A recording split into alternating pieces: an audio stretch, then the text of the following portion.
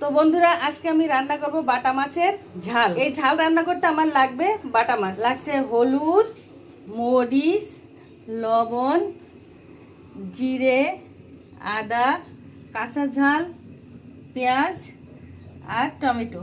আর এই সর্ষে ঝালে আমি রসুন দেব না। এখন আমি এটা মেখে নেব। মাখতে আমার লাগছে শুকনো ঝাল, হলুদ, লবণ। এবার আমি এটা ভালো করে মেখে নেব। মাখা হয়ে গেল। এবার আমি কাঁচা ঝালটা আধা বাটা করে নেব এবং টপ সিক্রেট হচ্ছে সর্ষে, সর্ষেটা অবশ্যই লাগবে। এবার বেটে নিব জিরা আর আদা আর সাথে পেঁয়াজ।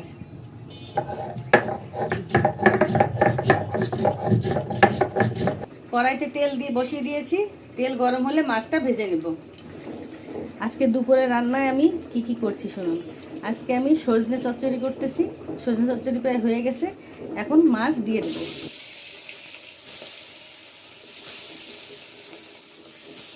এবার মাছ তুলে নেব। বাদ বাকি যে মাছ আছে ওগুলো দিয়ে দেব। মাছগুলো তুলে নেব। এবার ফোড়নে দিয়ে দেব জিরে। তো এবার তেল দিয়ে দিলাম, জিরে ফোড়ন দিয়ে দিলাম। এবার দিয়ে দেবো গোটা মরিচ আর টমেটো। টমেটো সিদ্ধ হওয়ার জন্য দিয়ে দেবো লবণ। একটু নাড়াচাড়া করে নেব। এই যে বেটে রাখা মশলাটা এখন দিয়ে দেব। একটু জল দিব।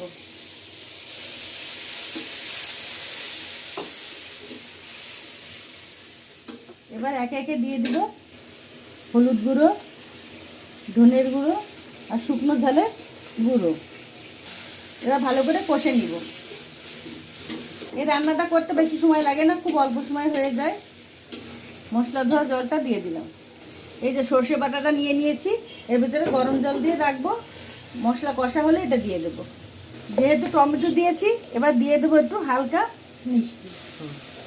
তো মশলা কষানো হয়ে গেছে, এই যে তেল ছেড়ে দিয়েছে। এবার আমি দিয়ে দেবো সর্ষের জল, সাথে আর একটু জল দিব।